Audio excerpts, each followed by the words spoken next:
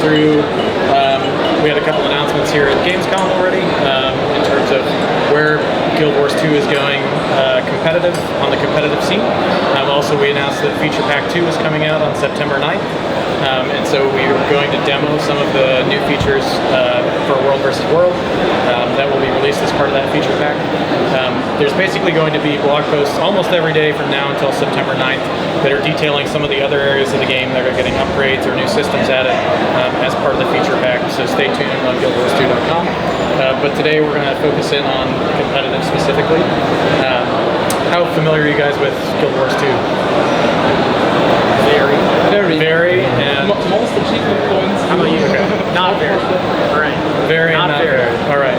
We'll give a quick detail. There's kind of two core pillars that Guild Wars 2 is supporting at this point. Sure. So the two major pillars, one is competitive, and that's PvP. 5 versus 5, very high intensity combat. World versus World, which is large scale combat with hundreds of players on several maps, kind of battling for control of towers and keeps and castles. And then the Living World, which is very similar to TV series. Right now we're in the middle of season 2. When we're in a season, every 2 weeks we release a new episode of content. It tends to be very serial, story-driven content, where you're going through and you're experiencing the world of Tyria changing, and a constant cast of characters coming in and out of the story, and you see kind of how the world evolves. Right now we're in the middle of season 2, like I said, and we're taking our mid-season break. Part of that break, we're going to release the Feature Pack 2 on September 9th. One of the other systems that we added for the Living World is akin to DVR, so you can come back in and you can watch episodes that you missed. We wanted to make that as part of changes to some of the things that we learned from Season 1. Was that players were really excited about the pace that we were delivering content, and they were really excited about the story that was going on. But if you missed a week, or you were out for a month because, say, you have a life, and life happens, it was difficult to catch up to what was going on in the world, and there was no way to go back and play that content. And so we added a new system that allows you to essentially say, I came back in, hey, I want to watch that episode, I want to play through that episode that came out a couple weeks ago. You go into the system, you click play episode, and everything works, and you can go and experience the story. We're going to start out with a fan video that was put together by someone named Jen Kim. It's something that we're really excited about. Fans put together a lot of cool stuff. This one in particular has really high production values. It's a mix of our own footage and some of their footage in-game that they've spliced together. It got some mileage on Kotaku and some other major sites, and so we wanted to start out with that. It's kind of a summary of the story of Guild Wars 2 and some elements of Season 1. And then we'll drive into, I'm trying not to say drill into because Devin's been giving me a hard time about that. And then we'll go into the competitive details and we'll explore a little bit more of what's coming up in Feature Pack 2.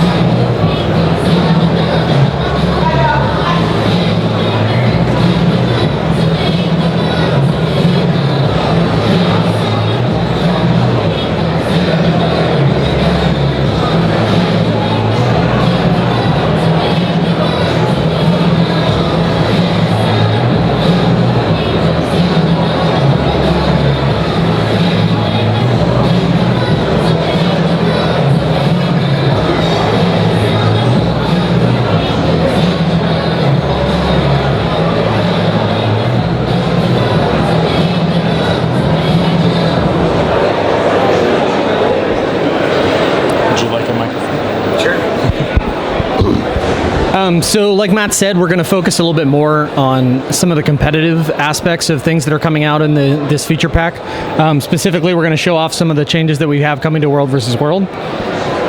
Jessica's going to log in. So for all the information on the feature pack, if you go to guildwars2.com, you'll get to see kind of daily. We'll be releasing info about different features, different aspects that are going to get released. The feature pack is going to cover pretty much the entirety of the game with system changes, new things for World vs. World, changes to PvP, changes to the PvE side of the game, including skills updates, balance updates, that kind of thing. So the first thing that you'll notice is that Jessica's character here has a commander tag. So the commander system is an organizational system in our game. It is a way for players to join together in larger groups than parties, so up to 25 players in a squad, and to organize combat, especially in World vs. World, but also in PvE. It's something that gets used in a lot of our larger scale boss fights. So something that players have been asking for a while is multiple color commander tags, which we are delivering in this feature pack.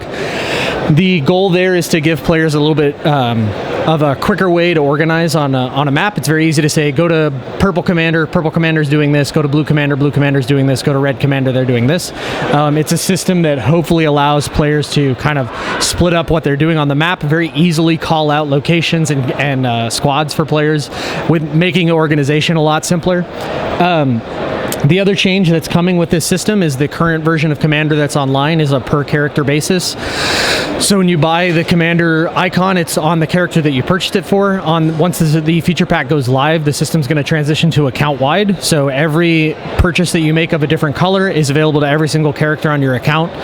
The idea there being that being a Commander isn't really necessarily something that's inherent to your character. It's more about you as a player. So we want you to be able to feel free to play any of your characters in World vs. World or PvE, but still command large groups of players when that's the kind of thing that you want to do. So as you can see, there's 4 different colors available. Each color is purchased separately. The current color blue that we have, any player that's purchased that will automatically be transitioned to the account bound system once the system goes live. So one purchase, if you've already made it, you're ready to go. You'll have an account bound blue tag, and then you can buy additional colors if you want. Let's go into EB. So the other thing we're going to show you today, in World vs. World, we have the it's a progression system, which are the World vs. World mastery lines. When you play World vs. World, you gain World XP. As you rank up in the World vs. World system, you have points that you get to spend on different lines that show off and expand a bunch of different abilities. So you can focus in on being better at using catapults. You can focus in on carrying more supply, which is the unique resource in World vs. World. There's a wide variety of things that you can do. The line that we're going to be introducing in this feature pack is the final siege weapon upgrade line, which is the Siege Golem. The Siege Golem is really kind of the top tier of siege weapons. It's a very slow moving but very powerful weapon that players use for knocking down gates and knocking down walls. You can also use it on other players if that strikes your fancy, although it's mostly geared towards knocking down and taking objectives. The upgrades that we have in this line kind of are of a piece with the other upgrades we have to other siege weapon lines. So there's an upgrade to the basic attack stats. There's an upgrade to the basic defensive stats. There are also 3 upgrades that are unique to the Siege Golem. So the first of those is a speed boost that gets placed on your Golem when you knock down a gate. The idea being that currently in the game, what tends to happen is players that are piloting a Golem will take down a gate, but because the Golem is so slow and they want to keep up with the rest of the group, they leave the Golem at the gate, they run up to capture the objective with the rest of the players, and then they run back to the Golem. So what you're going to see here is when Jessica takes down this gate, now that she's in that line, she gets a 15-second speed boost, which makes her about as fast as a player while she's in the Golem, and lets her keep up with the group, go contribute to the fight against the Lord, and still be part of that capture without having to leave the Golem suit behind.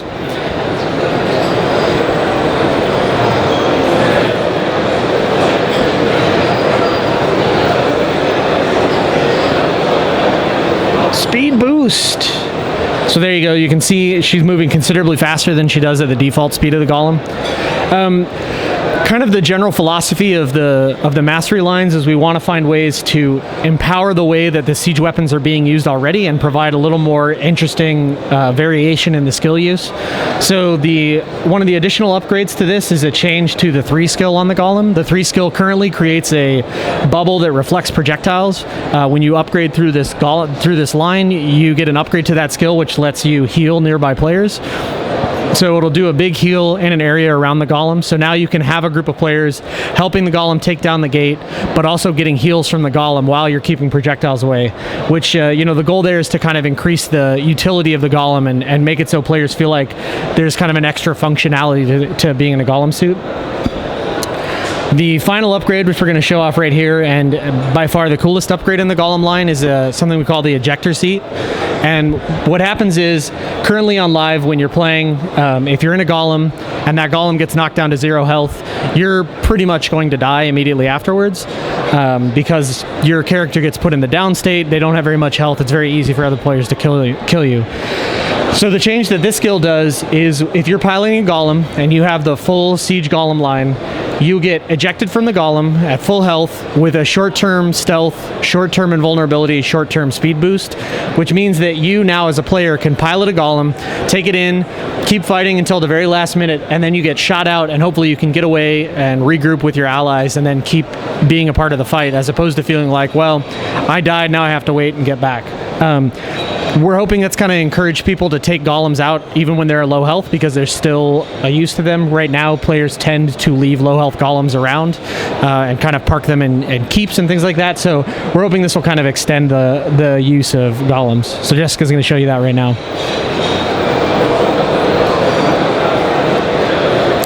It also does an AoE knockback and damage around the golem, so not only do you hopefully have the chance to get away, but you've knocked down all the guys that were around trying to kill you, so you get a little piece of that as well.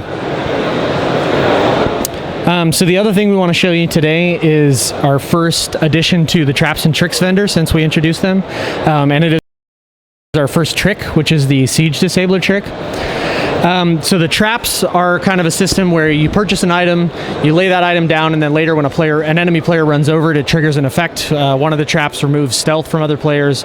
Another trap destroys supply for all the players that are in the area. This trick functions much more like a grenade, which is so it's a thrown object. It hits the ground and has an effect in an area.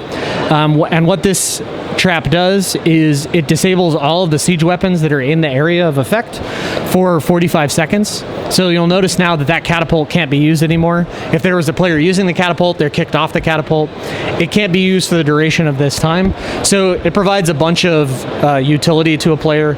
It means that if you're assaulting an objective and maybe they've set up a bunch of arrow carts or a catapult in a position like this, you can get in, you can throw it down, and now you can take out that catapult and they can't use it against you. Even more powerfully, as a group defending an objective, you can, as a small group, shut down a large amount of siege weapons. So if, say, a large group of enemies, they've put down 3 or 4 flame rams, they're starting to take down your gate, you run up, you throw the siege disabler, and now they have 45 seconds where they're not going to be able to do anything with those flame rams.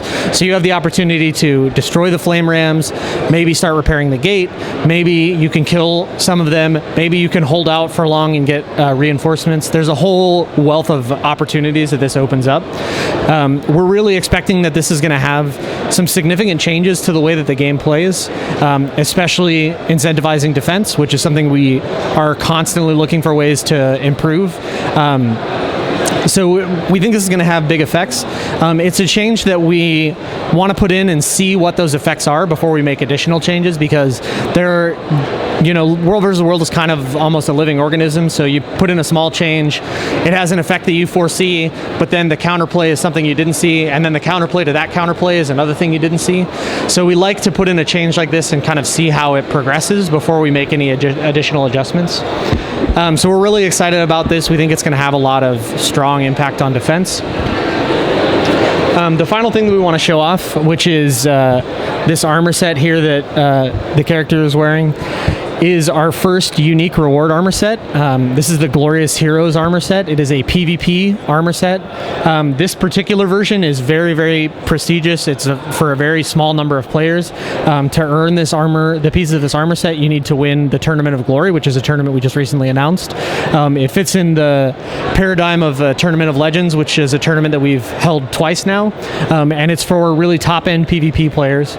So the top 3 teams in the Tournament of Glory will get a number of pieces of this armor set, and really the goal here is for there to be an armor set that is kind of, like I said, it's a prestige piece. It's a piece that lets you show off and lets people recognize, okay, that person walking around right there has really put in their time and is really a badass. And it's something we're really excited to start introducing. As a subset of this, we have another variant of the armor, which is called the Glorious Armor Set. And that armor set is really geared more towards your average PvP player. PvP reward tracks are a reward system in PvP. As you play PvP, you earn points along this reward track and you start getting items and other rewards. There's always kind of a capstone reward at the end. The Glorious reward track, which will be introduced in the feature pack, has a single piece of the Glorious Heroes armor set as its capstone.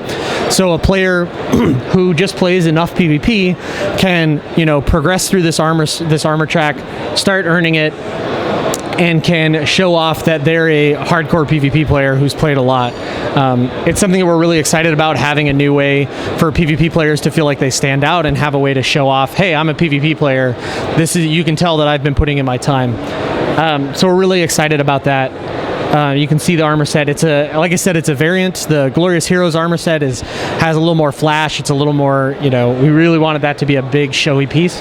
This is a slightly toned down version of it, but still a new armor set that's unique to PvP, and that's the only way that you can earn it. So what? Yeah, all 3 are finished. Sure. Jessica, can you show them the medium one?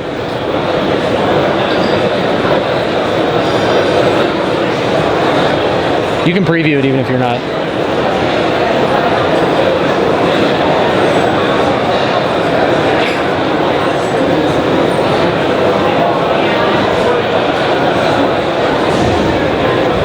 So the kind of feel that we went for with this armor set is very much combat. We wanted it to feel like, this is a suit of armor that you're going to wear into battle and a way to show off, especially focusing on PvP. We want it to be something that's like, this is a suit for people that really like to get into the thick of it and fight.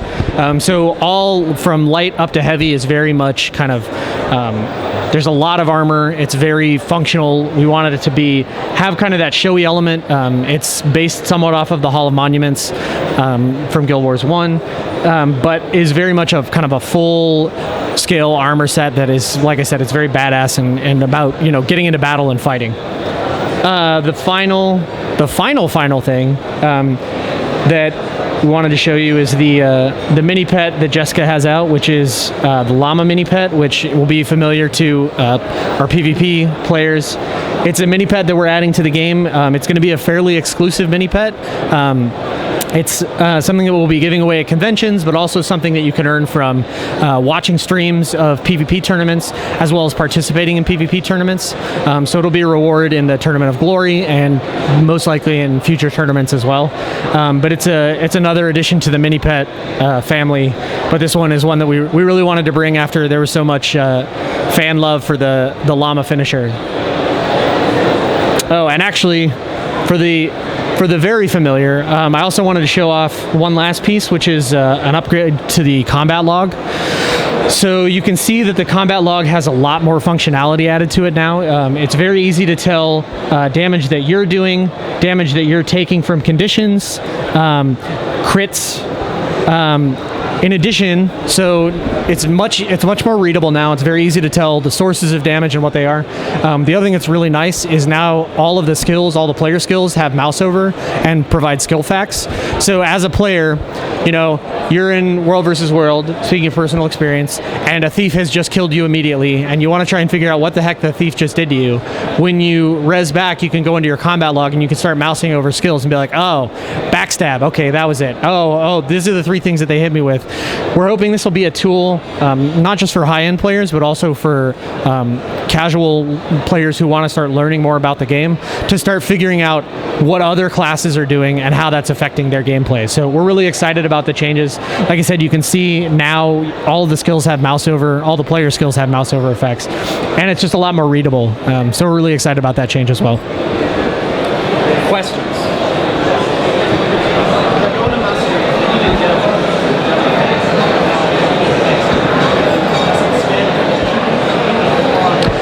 It scales with healing power. So I think it's a base of around 1,000, but then healing power adds to it as well. It also has, does it have a cap? It doesn't, like most siege weapon skills, it doesn't have a player cap, so you can hit a ton of players in the area with it.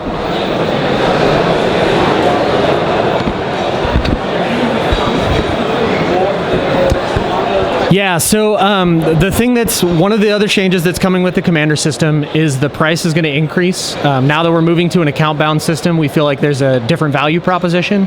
So the price is going from 100 gold to 300 gold. The basic premise behind that being this is more than 3 characters worth of commander icons, so we feel like that's a valuable proposition. Any player who's purchased more than 3 commander tags can contact customer support, file a ticket, and we will refund them by not by providing them gold, but by letting them pick an additional color at no cost. Other questions?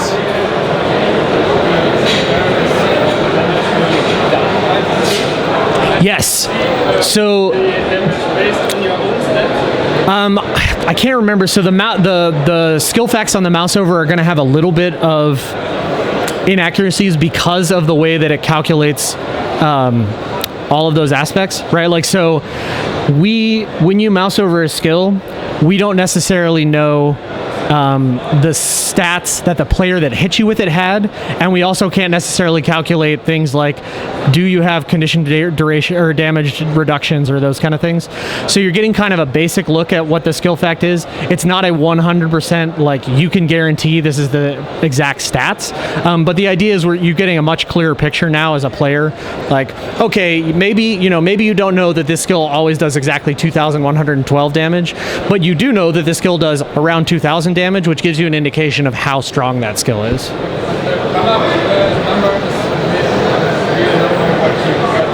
Yes, yeah, the color number, the numbers in the log, so these numbers are 100% the numbers that you got hit with.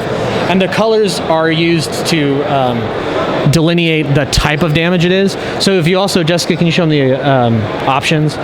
The other thing that comes with this is there's a bunch of expanded options. So you can choose, oh, I don't want to see any outgoing damage. Oh, I only want to see this kind of outgoing damage. Oh, I only want to see this kind of incoming damage. So there's a lot of flexibility in how you want to use the combat log. My suspicion is most players will probably have all those options checked, but there's going to be a subset of players that are really, really interested in only seeing incoming healing or only want to see outgoing damage or whatever. So that flexibility is kind of built into the system, which is really exciting.